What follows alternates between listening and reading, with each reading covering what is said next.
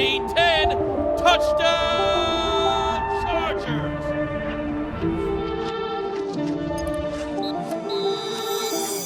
What's up, guys? Welcome into a Week 6 edition of Chargers Weekly. We are presented by Splitero. As always, joined by the voice of the Chargers, Matt Money Smith, and our guy Jahleel Addae joins us this week. And Money, I figured we'd start with Jahleel because the last time you were on this podcast, the Chargers were 3-0, looking to go to 4-0 up in New Jersey, and things have kind of gone sideways the last 2 weeks.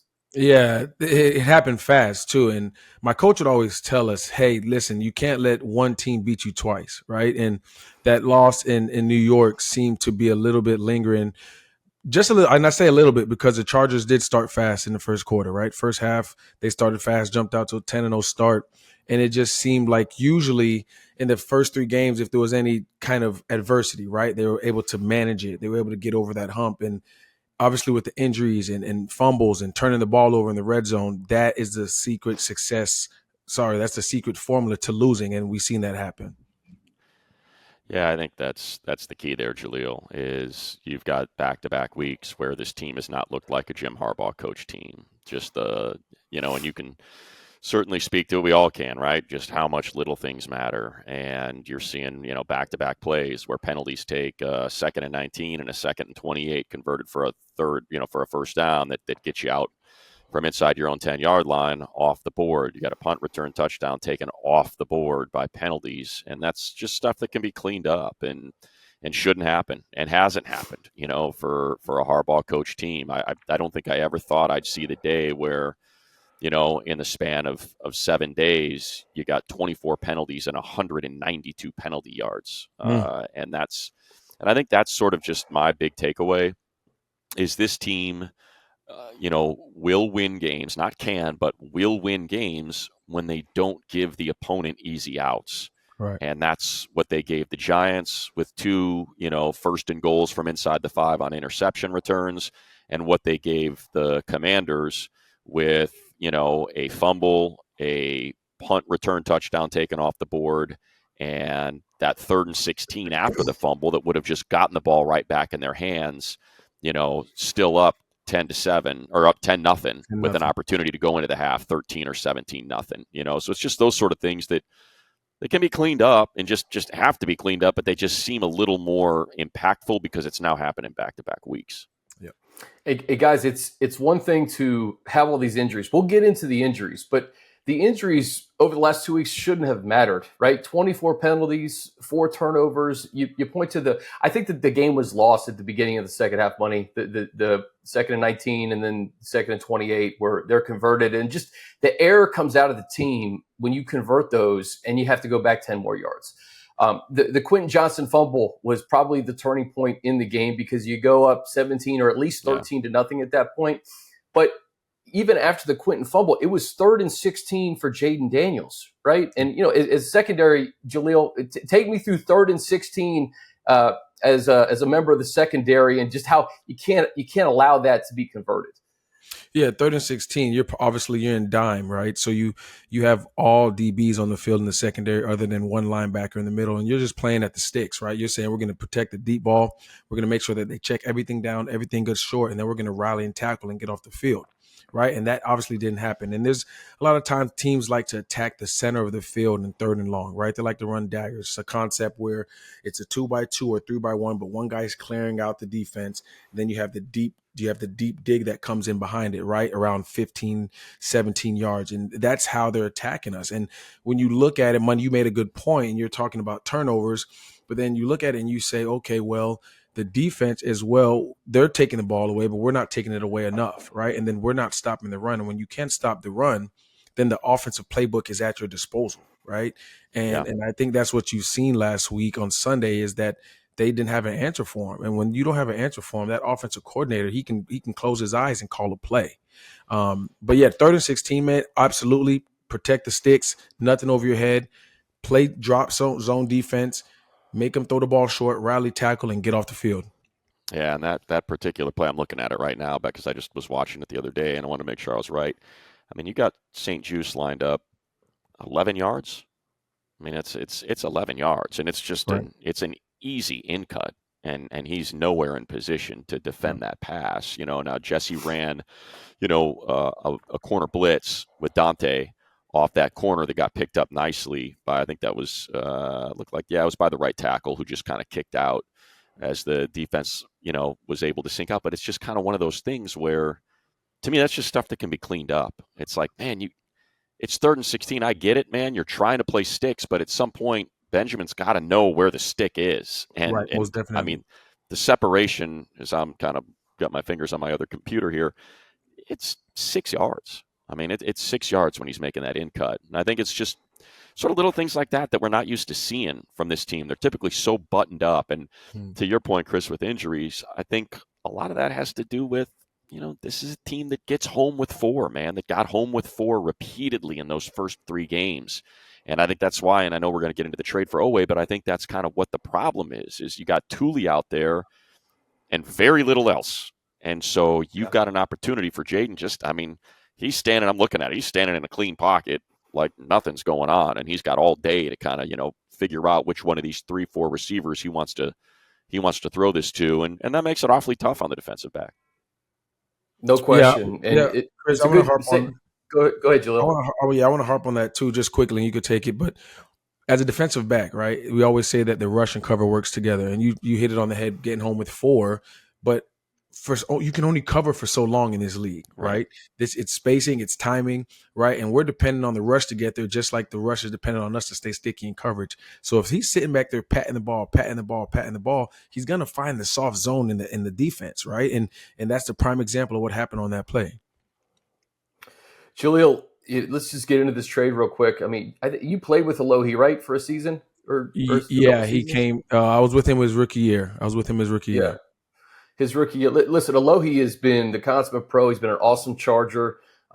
It's rare to see player-for-player trades in the NFL, especially kind of the middle of the year. But it was the one position group, safety, Jahleel, where you actually had some guys, right? Tony's playing at a pretty high level. Elijah's back. R.J. Mickens may get an opportunity to get more snaps. And, of course, you have Derwin. And to bring in Odafe Oweh, somebody who you could put on the other side of Thule. And then also when Khalil comes back, I think that's what we're missing. And you kind of alluded to it, Money. You're like when Joey was on the field and you had Joey, Khalil, and Thule, you kind of had that 3-headed attack. Yeah. And right now it's just Thule. Yeah, and they're sliding the protection to Thule. You talked about him when it's Thule, and really, other than when you run defense, we're stout, right? Run defense inside, interior, we're stout. But other than Thule, like, who's really applying that pressure? And you hit it on the head as well, Chris. Like, you had a 2-headed monster in Joey and Khalil, and they can't slide the protection to either one of them. You got to play it straight up. And then a lot of times those guys were getting one-on-ones. But just to touch on Alohi, man, true professional, came in as a young guy, smart. I always would say no disrespect to any of the safeties that are in that room, but Alohi was a total safety, right? He commanded respect. He got guys lined up. He reminded me a little bit of Eric Weddle in that way of being a very, very smart player. Get guys lined up before the snap, after post snap, and he was the gel to that secondary. But like you said, Duran, obviously a man amongst boys out there. T. Jeff is playing at 33 years old, lights out. And then you had Elijah, and you look at the money that they paid Elijah Mold, and you knew that one day this was going to come, right? You have 3 safeties making north of $5 million between Alohi and Elijah, right? So at the end of the day, it's still a business. They felt like they had a lot of equity still with Alohi and felt like they can get something good for them, which they did. And I wish Alohi nothing but the best in Baltimore, man. Good friend of mine, good former teammate of mine, and he'll do good things. Yeah, I mean, it's, one of my favorites, one of the only guy on the team I could talk surfing with, so I'm pretty bummed, man. And truly, I was just, when we were in Brazil, I was showing him all my waves and getting all geeked up with him. And so one of my favorite dudes, man, just a great guy. And I think if you're ever out at training camp, you see how much the fans love him because he would always roll over there and hang out with the fans, the kids. And look, you're talking about Navy and Notre Dame, right? You're a guy that ends up going to those 2 universities. Nothing against, where you go to college, but the kind of character that you're talking about, a guy that's going to go all the way from, Kahuku High School in Hawaii to freaking Annapolis. That kind of speaks to the character of that individual and just what a great person he was. I wish him nothing, but the absolute best. And I hope, look, Kyle Hamilton's very similar to Derwin, so I think that's kind of how Baltimore looked at it. You see how decimated they are on the defensive side of the ball. It's crazy what they're going through. Yeah. And so I think they tried to get that deal done with Oweh in the offseason. They couldn't find that right number. I'm guessing they probably offered him something like the Karlaftis deal that got done as well, and maybe he wanted a little more coming off an 11-sack season. And so, you figure it out. And I think for the Chargers on the other side of it, that look, they need this. And you said it, you scratched the surface of it, Jahleel, like they have not been able to set the edge opposite Thule since Khalil went down. Boygby does a pretty good job, but they're essentially playing him out of position. They want him to be, an upfield defensive tackle, and they're playing him at edge because it's just not happening. And that's what you're looking at with Krosky Merritt and J.K. Dobbins and Scatterboot getting to that opposite side of Thule and just gashing these guys for first downs. And so I think it's, the juice that Oweh can bring as a pass rusher. I think he's got 13 pressures right now. He had 11 sacks last year. He's a guy that's going to get you probably north of 25, 30, pushing 40 pressures, and that's what this team needs. And I think there's a long-term to that as well. Like you said, Jahleel, how much money, Alohi was making, the fact you just paid Elijah, I would assume, and I know they don't want to hear me say this, and I'm, Derwin's going to be the highest paid safety in the league this coming off season because his deal's coming up.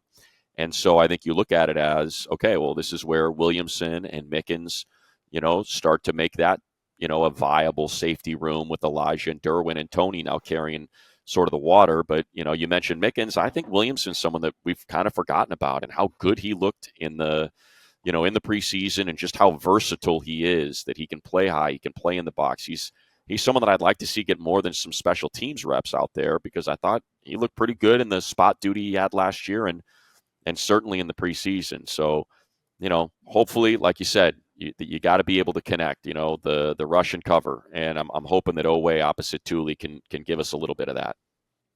The Krosky Merritt first touchdown, that was like the prime example of kind of what you're talking about with setting the edge. And, he ran wild. And that was kind of concerning to see the defense. And again, this was one or two plays, guys, that could have, like the Ladd punt return for a touchdown was a complete momentum killer. I mean, and there were several throughout the course of the game. The interception at the end that was tipped, Sanders still caught at the goal line. It was a 27-10 game, but like the Chargers they had the big lead and they were in it until like the middle of the fourth quarter, and then the Deebo Samuel touchdown just salt in the wound. But I want to separate the injuries from the execution because you mentioned like Baltimore money, like they're completely decimated. I think like 10 starters are out, and you see this around the NFL. Everybody, it's a game of attrition, and you're just trying to survive, get guys back, and find ways to win.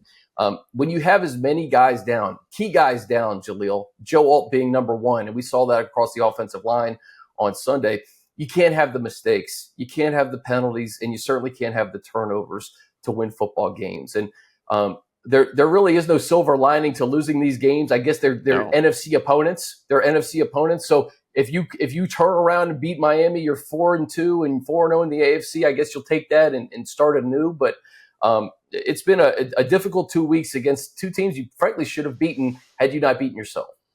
Yeah, I totally agree. And I mean, like, listen, they're 3-2, and I know there's teams in this NFL that would give a finger to have only 2 losses, right? It's just, it is what it is. And like you said, these last 2 games that the Chargers have lost have been very attainable. They should have won, right? And you got to give credit where credit is due. This is the NFL, and you can't go out there on Sundays just think you're going to roll the ball out, and because you're the Los Angeles Chargers, things are going to go your way. And it was so many up and down situations in this game to where I just felt like, hey, listen, they're going to have their breakthrough. They've done it all year. They're resilient. They're a fourth quarter team, right? But every time there was a big play, every time there was something that changed momentum and brought it back to the Chargers' way, there was a flag, right? There was a penalty. So listen, when you beat yourself and you turn the ball over at the rate that we've turned the ball over, and Justin Herbert is not a quarterback that's known to turn the ball over in the last 2 weeks, right? 2+ interceptions in each game, and you can't win like that. It just is what it is, no matter how good you are, and especially when you're decimated at the offensive line and just as a team as a whole. And then another thing I would say is with the secondary is going to be the secondary. But I would say that they got gashed for over 100 yards, right? And a lot of times the Chargers like to play two safeties, which is a light box, and they're able to defend the run. But at some point, you have to make an adjustment, right? You got to load the box. We're not stopping the run. We can't keep the shell on the defense. We got to bank on them trying to throw a deep ball and going incomplete. It's a lower percentage throw. We're not stopping the run. So I know Jesse Mentor and that that defensive coaching staff will make the adjustments that they need to. And I think they'll do it this week. Yeah, look, I think to me, you said it, Jahleel. You know, they're operating with light boxes, and every time I see it roll out there these last 3 weeks now, you know, really since the Bronco game, I'm like, it's just not working. You know, since Khalil's gone down, you got two tackles, you got Thule, and then your opposite edge. You know, when it's Caleb Murphy, it's just too light. It's light. And these linemen are getting up into the linebackers, and it's, you know, and so to me, like when I think about that Kansas City game, I'm thinking about Khalil and Thule, and then you've got, you know, at that point you had Tito, Tart, and Hand. I mean, you had that, you know, you had that odd front where you've got those three tackles and you've got your two edges in Khalil and Thule, and it was a bear to deal with, man. And yeah, you know, Patrick was getting them on some scrambles, but outside of that, Pacheco had nothing going. And then you think about the Raider game and how they were in the same deal, you know, and it was that those three tackles, the two edges, and it was working. And then all of a sudden we started seeing kind of put more of these lighter boxes, two tackles, and, you know, and like you said, they're essentially running dime out there. And it's just, I don't think it's working, especially with Caleb Murphy, you know, on that, you know, that first Krosky Merritt run to that, you know, the left edge of the line. The offensive line is just, Murphy had no chance. He just got washed out. He was late. The guard's pulling, and he's dusted, man. And, you know, and I think the other thing too is I just would love, you know, in this Miami game, because look, Achane's got world-class speed, man. He has got world-class speed. Yes, and he does. So, you know, and look, the Panthers did a great job of containing him, and they did a great job of running the ball. And so, you know, it's the old adage of run the ball, stop the run. That's what the Panthers did to get that win last week. But, you know, to me, like that's where Oweh's going to come in this week. And I think that's where, you know, I wouldn't mind seeing a little bit more of all three tackles, the two edges, and some little bit of single high. You got to sprinkle it in, especially. Yeah. Didn't mean to cut you off, Money, but especially since Tyreek's out, right? And you have Waddle, who's really that burner. If Tyreek's there, I get it. You're saying, hey, let's keep the coverage on this secondary, but you got to gamble a little bit. You got to come out here because Miami's going to try to run the ball. They just seen what Washington did. They're going to copy the exact same game plan, right? Same with New York. Yeah, they're gonna run the ball. So you come out, hey, yeah, you got to show your base defense you're too high, but on first and second down, you got to sprinkle in, show too high, then you creep the safety down in the box, and now you have an 8-man box. And now you're defending the run, and then you can start pressuring Tua, who we all know is scared of contact, right?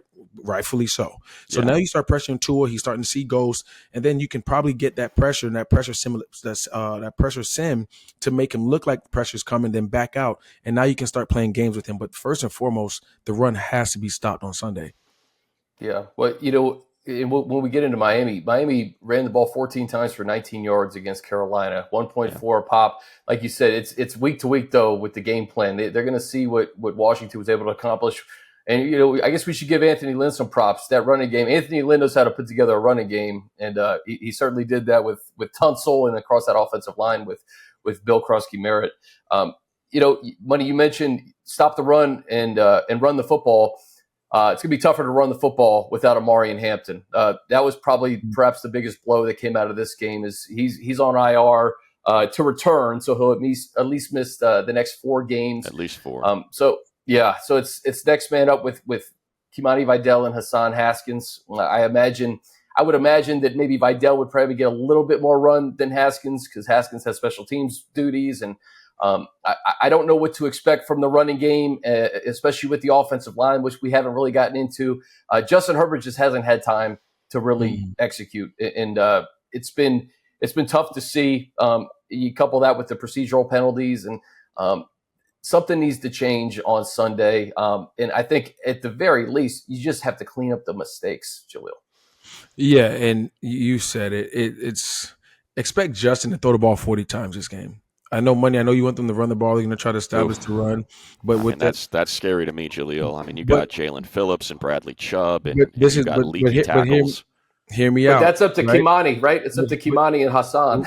right, but when I say 40 times, it's not 5-step drop back, right? When I say 40 times, it's quick screens, right? It's which is Yeah, an extended play of a run, right? It's quick screens, it's tunnel screens, it's halfback screens, it's quick game, something to get the ball out of his hands quick, right? I'm yeah. not saying drop back 40 times and we're waiting for two deep balls and a post to come alive. No, we got to use that as an extension of the run game because of our running backs being injured and because of our offensive line being injured, and they have to do that in some way, shape, or form to slow down that pass rush.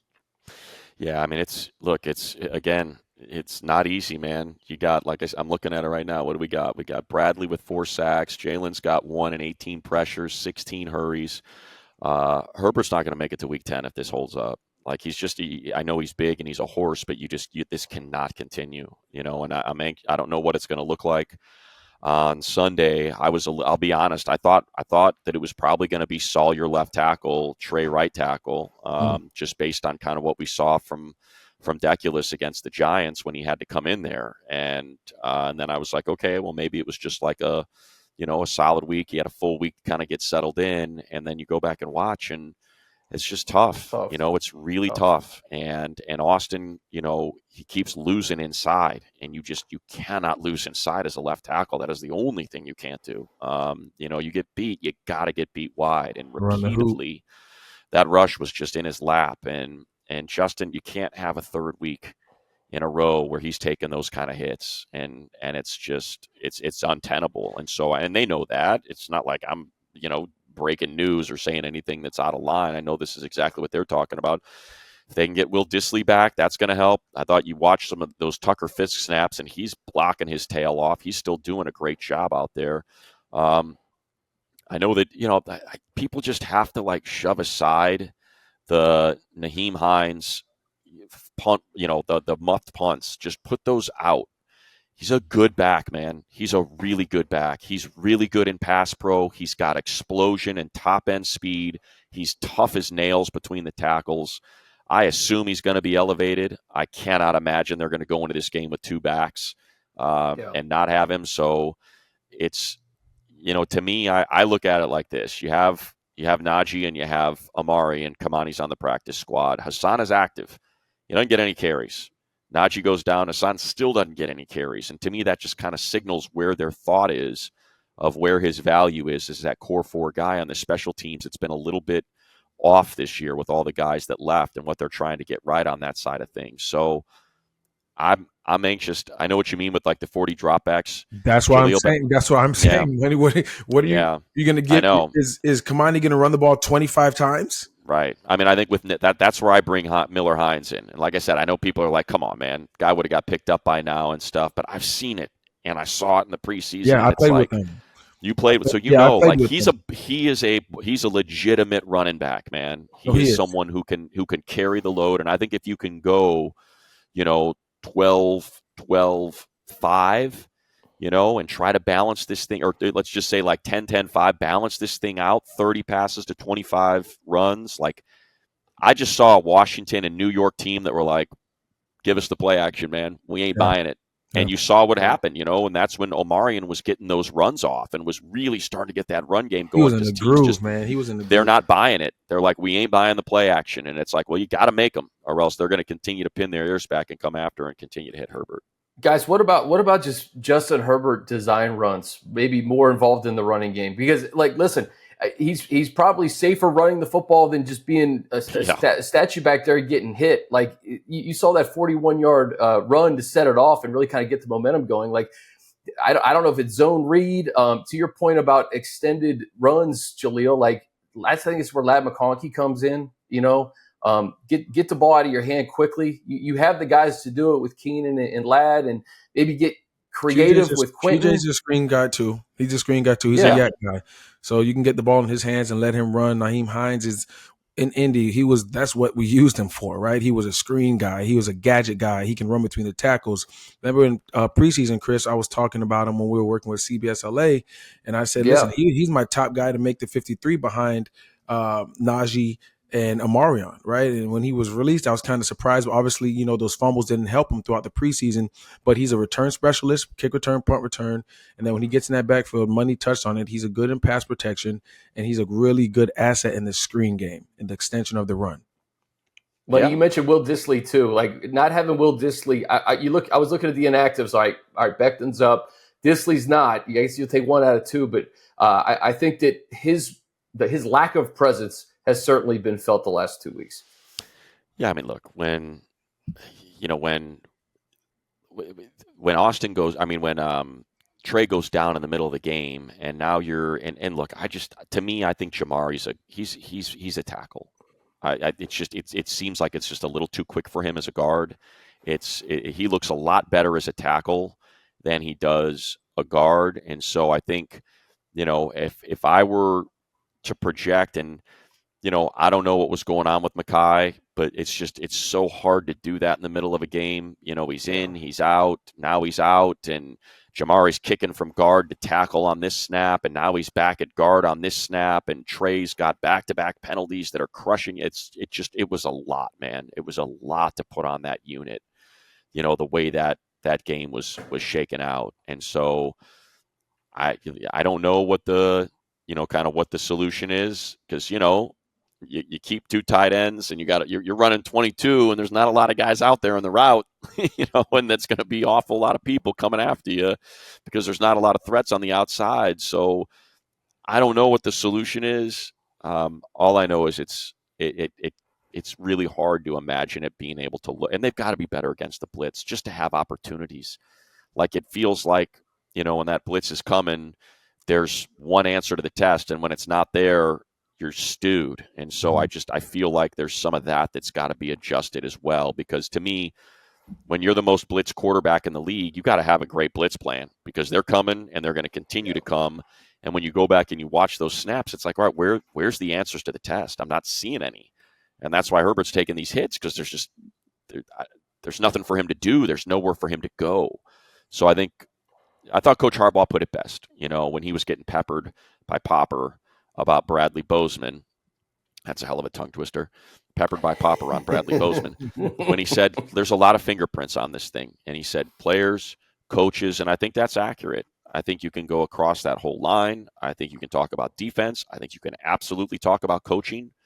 And I'm sure they're all, back at it going into Miami against a 1-4 team to try to avoid 3 consecutive losses before you get back-to-back games at home, with the advantages of having home field and getting a home Thursday night football game, which is a decided advantage against an opponent. Yeah.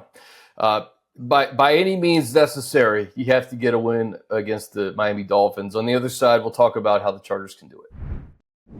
Chargers Weekly is presented by Splitero, helping homeowners access their home equity with no monthly payments.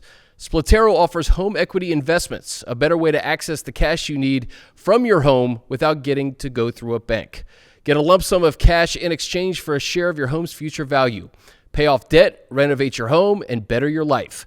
Get your free cash estimate at splitero.com/Chargers. Well, guys, you alluded to it. The Miami Dolphins are 1-4. We're up 17-0 on the Carolina Panthers, only to lose in Carolina. They're a reeling football team.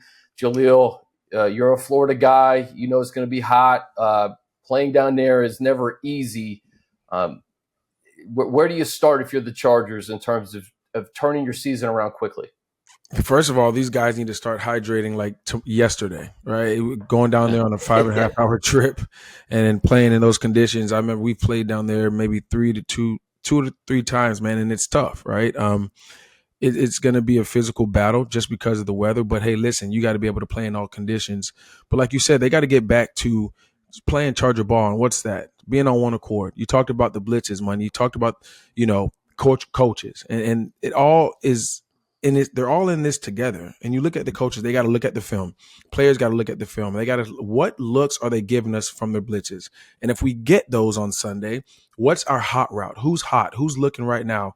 Who are we going to with the ball if that pressure simulate that they'll show it and then they bring it, right? So just getting on one accord on the offensive side of the ball. Yeah. Like I said, I think getting the ball out of Justin's hands, quick screens, tunnel screens, halfback screens, anything to be an extension of the run. Because listen, if you can get the ball out of his hands and you get 3 to 4 yards on first down, you're your offensive coordinator, he can call plays that he needs. It's manageable second down, right? On special teams, clean up the penalties. And then on defense, listen, you got to stop the run. That's number one for Sunday. They have to stop the run. I know they're going to play their traditional defense with the 2 shell, and we talked about it. But Jesse can't be too stubborn. If that run starts to leak, he has to drop an extra safety in the box. I'm thinking more so Tony Jefferson, who is a box safety, who's physical against the run, who can read pools, he can read guards, and he's really good at attacking the ball downhill. You got to get the guys down there in the box. You can still run cover 3. You can still play man with the 8-man box. So that's the biggest thing, and I think that's the 3 takeaways on all 3 phases they need to do going into Miami. Oh. Yeah. I mean, look, I think you're on it, Jahleel. To me, it's you make a trade, and to me, that trade makes the statement, right? Like, and we've got to be better stopping the run, and we've got to find somebody besides Thule to get to the pass, And look, it was working, right? I mean, it was working in that first quarter and a half against Washington. They're running the hell out of the ball. They're picking up the blitz. That there was a crosser. I want to say it was to Q. I think it was to Q. When Tucker Fisk just absolutely cleaned out Dorrance Armstrong. I mean, it was a beautiful play, beautiful block. It's just kind of like more of that. Like, you could, I have faith they can do it. It's just a matter of doing it. Like, this team, it feels like has just sort of had that issue of slamming the door shut. It's and slamming the door shut does not have to be in the fourth quarter on a Justin Herbert scramble along the right sideline in Brazil. Slamming the door shut can be in the second quarter, up 10-0, driving for a touchdown when Washington's got nothing going, absolutely nothing going, and you put them in a 17-0 hole, and now they can't run. Right. Now you got 1 minute left in the first half, and you're down 3 scores, and that completely alters your game plan. And look, breaks don't go your way. I know everybody's complaining. I get it, man, and they're right to complain. The fact that Q took a huge crown of the helmet to the face. That was helmet. I mean, that's a flag. Absolutely, on that 1st and goal, Keenan gets his jersey grabbed, and it pulls him back enough where that pass is outside of his fingertips for a touchdown. Like, that stuff happens, but teams overcome it, and they're able to dig out of it. You just can't have it happen 14 times a game. Yeah. You can have it happen twice or 3 times. Can't have it 10 to 15 times a game. Naquan Jones joined us last week. He was a surprise inactive to us. I was blown away by that. Yes. With Deshaun Hand's injury, I would imagine Naquan would be up regardless this upcoming Sunday. But just the defensive line, just in terms of what you've seen, Jahleel, with that rotation of Caldwell and Tart, and what's been maybe the biggest difference from week 1 to what we saw in week 5? I think they've been playing really good football. It happens, right? Some teams game plan for you, and you have a worse Sunday than you've had the previous weeks. I can't really pinpoint and say that they've done anything different. I wouldn't imagine they've done anything different. Watching them, they've been playing physical. I'm telling you, listen, when you're playing in a light box, I keep going back to it. If these guys don't have a perfect shock and shed and get off the block and create a new line of scrimmage, and they get reached just a little bit, those guards are up on the linebackers right now, and they're overtaken off the double, right? So they have to play almost dang near perfect football to stop the run. And it's hard to do that week in and week out. It's week 5 of the seasons. Teams are scouting them. They know what system they're running. They know what defense we're running. And I think the interior has done a good job for the Chargers this year. I really have. I can't really pinpoint what the difference is. I will say that, listen, they have to continue to be aggressive. They got to continue to set a new line of scrimmage, maybe stunting them, right? Showing them here at the snap of the ball. They're going here, maybe slanting them, giving them something to get the offensive line off tilt. Because once they get doubled, once they get reached and they climb to that second level with that, not having that extra defender, it's cancel Christmas. Yeah, and just to your point, Jahleel, those linebackers, I think, and it sounds like DP is going to be back this week. Deon plays so different when Perriman's out there with him. Like, it just feels like these last 2 weeks, it's almost been too much react. It's too much, and it's like, just get your fit, man. Get in there and get your fit, and trust that the people behind you, if somehow they find that next gap over, whatever it is, that they're going to make the play. I just feel like they're the linebackers are waiting too much. Right. And like you said, when you're playing in that light box, those guards are getting out to the linebackers. It feels like on every play. Mm-hmm. And it's like, I would just rather have the Denzel, the Denzel Perriman approach. Just, I'm coming, man. I am coming, and this is my fit, and that's where I'm going. And I trust that my guy is going to have the other gap, and that's how we're going to play this. And money, like we talked about, rush and cover work together. Defensive line and linebackers work together, because if they fit, then the double team can't stay on the nose guard as long. They can't stay on the 3-tech as long. They got to come off, and they got to block the linebacker. Now the defensive line has a one-on-one to shock and shed and make a play, right? So with the linebacker sitting there, popping their feet, waiting to see where the read is, waiting to see where I'm going with my gap. Now the offensive line is just watching. If they're not coming downhill, they're going to stay on until their buddy can take them over, and then they'll climb. Right. But when the linebackers are playing aggressive downhill, now you're forcing them to get off the block right now. Now you're giving the D line a true one-on-one where they can go beat their man. Yeah, and it's just not enough of that. I think it's very appropriate that Denzel's coming back in Miami, right? A guy from the Miami guy. Yeah, he's a Miami guy. So we need him, money. You need him on Sundays. Yeah. No, I just feel like Dan plays different with him. Look, I like Troy Dye. He plays great. He's athletic. He's awesome sideline to sideline. It just feels like when Denzel's out there with Dayon, there's just like a little bit more, for lack of a better term, just a little more sand in the ass. I call it Crash Bandicoot. There you go. Exactly, Jahleel. Like that's, and I feel like that's kind of what's been missing, these last couple weeks is, I think everybody knows obviously what happens when a Joe Alt, Rashawn Slater, Khalil Mack go, but I don't think they've recognized like what it means to not have Denzel Perriman out there and the physicality, that he brings at that position, especially against the run. So I'm excited about his return. I'm excited about getting Oweh on that edge, because look, you can't play edge in Baltimore without being able to set the edge. You just can't. They won't let you. And so to me, like desperately, they need the pass rush. Don't get me wrong. They absolutely need it. But I think that's one of the things that Khalil has brought and that Bud brings. Bud's a good edge setter. He's not going to give you any pass rush anymore. It feels like that's sort of, that's going to have to be a coverage sack these days with Bud, but he sets the hell out of the edge. And I think to get another guy in there, you can almost sort of get back to what that rotation looked like before. Yeah. This is a game where I think your leaders have to get you there, man. Like Justin, Derwin. It's week 6, and it's kind of weird to say. It's like I don't want to say it's desperation, but like when you lose the way you do the last 2 weeks, and you have an opponent that's 1-4, you're going to their place. Like this can flip your season. This can get you to 4-2.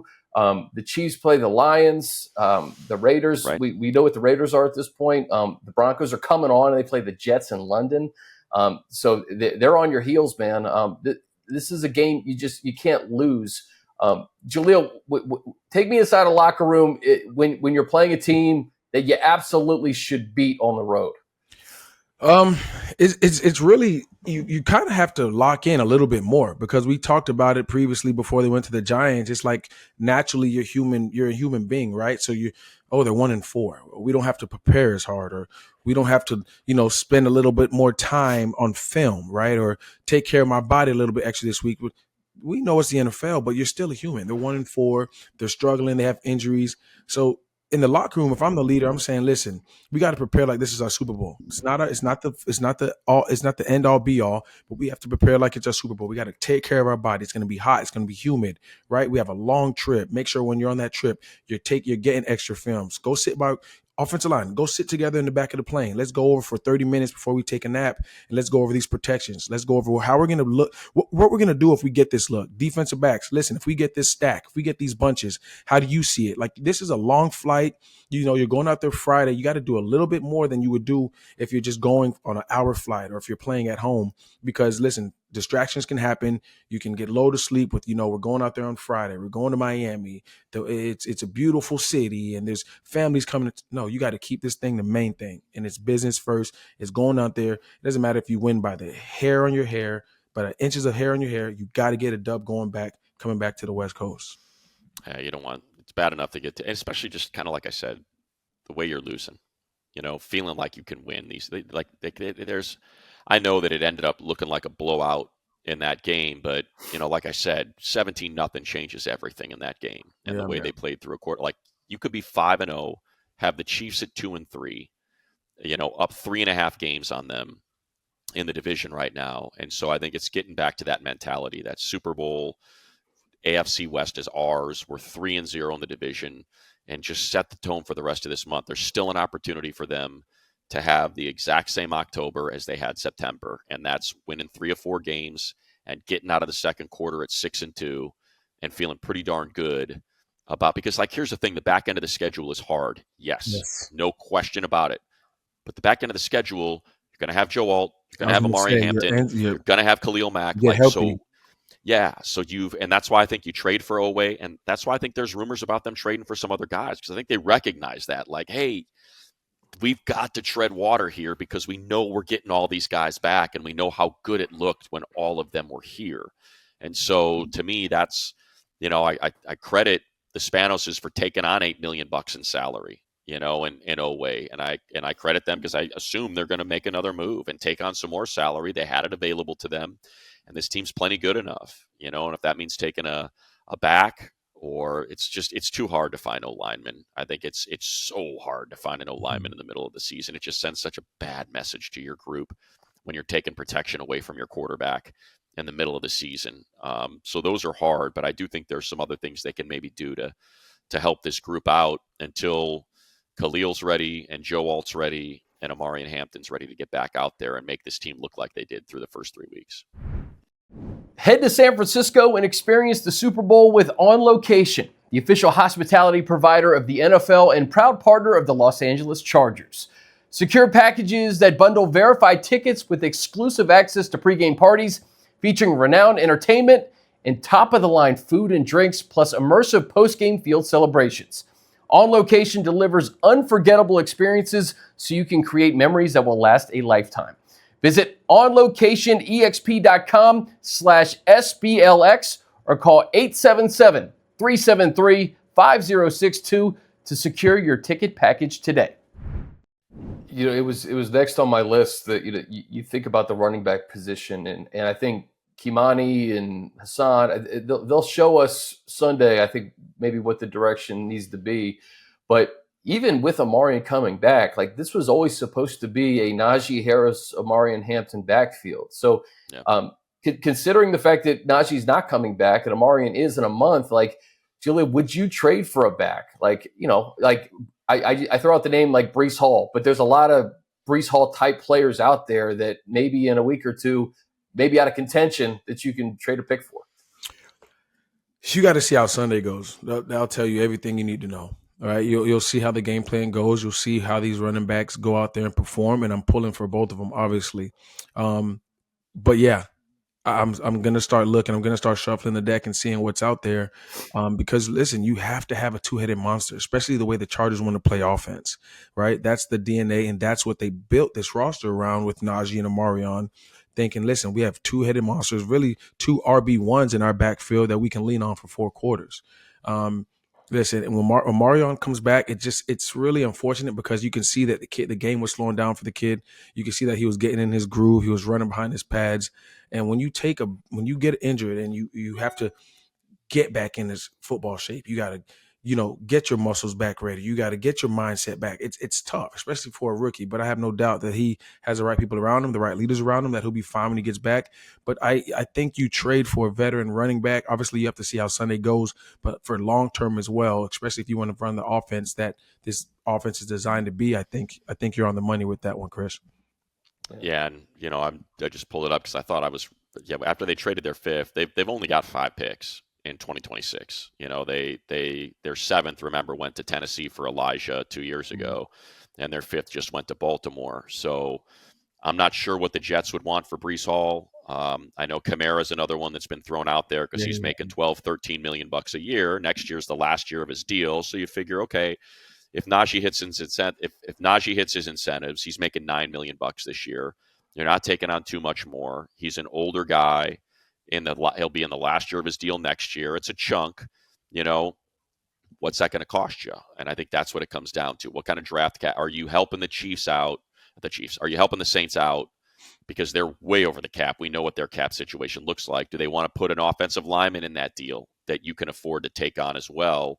And I think that's kind of what you're trying to line up, right? In the case of Oweh, you've got Khalil, who's flirted with retirement the last 2 off seasons. Well, now you've got a former first-round pick, a guy that's had a double-digit sack season, who's coming up on an extension, and either he gets it from you or maybe he gets it from somebody else, and now you got yourself a comp third or fourth to replace the fifth that you lost. Mm-hmm. And I think in Breece Hall, it's a very interesting case, Chris, because it's the same deal, right? Yeah. Let's say you trade your fourth for Breece, or I don't know if it would take a third, but you either keep him and he's on an affordable and there's your 1-2 punch with he and Omarion because he's on a rookie deal and you can afford to do that, or he signs somewhere else and you pick up a fourth or a third. And those are the interesting trades because Breece is going to be a free agent, and so you can work that comp pick formula in. Same with Alohi. He'll be a free agent this upcoming offseason, just like Oweh will. So it's just kind of like one of those things where, if we were going to get a comp, if we didn't bring Alohi back because we got Mickens and we got Elijah kind of thing, sort of the same thing. I think that's the way Joe Ortiz will approach this, is you'll probably see him trade for guys that are on affordable deals, for the next maybe year, 2 years at the most, or someone that's going into free agency where the pick he's got to give up can be supplemented with the comp that he gets back. No doubt. And, Coach Harbaugh even said when we were 3-0, Joe was making moves. We've lost the last 2. Joe's still making moves. It's really not contingent on win or loss record. He's always trying to improve the roster at every turn. Guys, I think it's encouraging that Joe Alt has not gone on IR, right? I mean, it's like we probably don't expect him to play this week, but, younger guy. I know he's a big guy, but it has to be encouraging that, you may be getting him back at some point, maybe this month.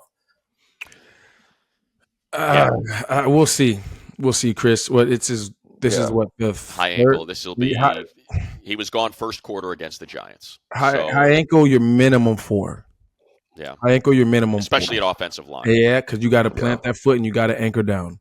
You're a minimum 4 with the high ankle. So we'll see. Obviously, pulling for him to come back, but you don't want to rush him back, and then get set back, and then now he's out for another 3 to 4 weeks as well, right? So. Not to mention he's your franchise. I mean, you're talking about someone that's, going to be in the conversation as the best offensive line in football, and so you're not going to mess around with that. But you make a great point, Chris. The IR situation. Well, then why isn't he on IR?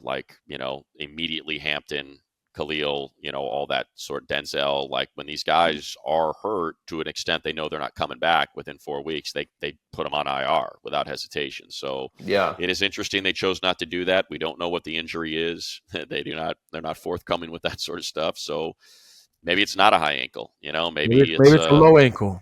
Maybe it's a mid ankle. Maybe it's a mid ankle sprain. We'll take anything to get Big Joe all back on the field. We'll take. Exactly. The last thing for me, guys, and it's the interesting way that the schedule shakes out, right? If you're able to go down to Miami, get a hard-fought win, come back 4-2, Monday, you mentioned it. You have the Colts and then the Vikings on a short week, an opportunity to at least have a Thursday night football game. But I don't think any of us, and obviously we'll get into this next week, but I don't think any of us expected the Colts to be as high-powered and as dominant as they've been. But at least you get 2 home games after this one in Miami, Jahleel. Yeah, you hit it on the head. When I looked at this schedule, Colts. I know I'm a former Colt, but I looked at, hey, look, that's a check, right? That's a dub. But they've come out. Daniel Jones has come out and resurged himself, almost like a Baker Mayfield story, right? New organization, new franchise, new opportunity, a refreshing start, and he's playing top quarterback ball right now, right? And then they have Jonathan Taylor, who's running the air out the ball with that offensive line, who's big and physical. Speaking of offensive line, and on the defensive line, Zaire Franklin at the middle linebacker position, Glover Stewart, Kwity Paye, they're solid, right? So that's why this game in Miami means that just much more, because you're coming home next Sunday against a team who's cooking with hot grease. Yeah. I mean, we've said it before. I'm such a big fan of Shane's. He's such a good play caller, good offensive coach. He was mic'd up. He was mic'd up this week. I did. He's Yeah. so he's so He's the good, best. man. He really is. He's the best. So, not surprised that he, very similar to Kevin O'Connell. When he got Sam Darnold last year, you have these guys that are just good at it. They're good. They're former quarterbacks. They're good coaches. They know how to dial it up. And you just think about what Shane did with Justin his rookie year, Yeah. and then the vision he had with Jalen Hurts and how to use him and guiding the Eagles to a Super Bowl, and then what he was able to do. When he got back to Indianapolis with now with Daniel Jones, he's just there. It's solid. It's solid football, and I think that's what the Chargers are. It's just solid football. You just got to get back to it. I think probably some Charger fans are nervous now because they should have won each of these last two games. To me, it's like, no, just the identity of this team is that they make everything hard on the opponent, or they force the opponent to be patient. They keep everything in front of them. There's no explosives. There's no missed tackles. There's no penalties. You got to play a clean game to get a win against them. And they've just got away from that these last 2 weeks. And so there's too much in there to say that that's not who they are, this team that we've seen these last 2 weeks. And that's just beyond the injuries. It's beyond, but the offensive line is so, yes, they can coach around that. They can figure that out. It's just, to me, the biggest issue is, stop with the penalties. You can't have Tyler Conklin not know it's his personnel group on a 4th and 2 and sprinting out there and drying his hands behind his back right when he's coming out of his break and the ball's getting on him. No doubt. With a perfectly throw. Like, that's the stuff you can't have Ben St. Juste, lined up incorrectly on the opening kickoff. It just sets a bad tone. And that's stuff that'll be cleaned up. I assume it will. Like, it's just, we haven't seen it. So why, I'll say 2-game outlier, and that the other, 20 games are more of who they are. I'll go 20-2. I think they're more of the 20 than the 2 that we've had recently. And if they're able to do that, I feel pretty good about how this thing can go. Jahleel, last word, brother. Hey, listen, next game is the most important game because it's the next one. Listen, going down to Miami, the Bolts have to get a W. Like you said, it's not end all be all. It's not the Super Bowl, but it's the most important game because it's the next one. And it's been a bad taste in El Segundo or the Bolt right now. I know having 2 back-to-back losses, it's not a lot of smiles around that building, and there's nothing worse than going into work, with that bad energy. So they got to get it turned around. They have the leaders, they got the players to do it, bar injury, regardless of what's going on in the injury. Listen, you talked about it too, Money, just quick. Hey, even with all these injuries, the last 2 weeks, game's right there. It's right there. You're there. It's 21-18 with 11 points coming on turnovers from inside your own 5. Yeah, like that, it's 21-18. Like that's a game you win. Even with playing sloppy ball, right? So you got to clean up the penalties. Can't beat ourselves, especially away. When you go to away, you got to pack your defense. You got to pack your special teams. Cameron Dick will be big this game for him as well. Yeah, don't turn the ball over. That's it. And That's it. no we got it all careless figured out. penalties. We got it. Just listen to Chargers Weekly. Everything will be fine. Give me a coach's headset. Fellas. Go. There you go. That's why I'm wearing the coach's headset, right? Makes it feel special. I see you, baby. Exactly. You guys are the best. All right. For Money and Jahleel, I'm Chris. This has been Chargers Weekly. We'll see you next week, hopefully 4-2.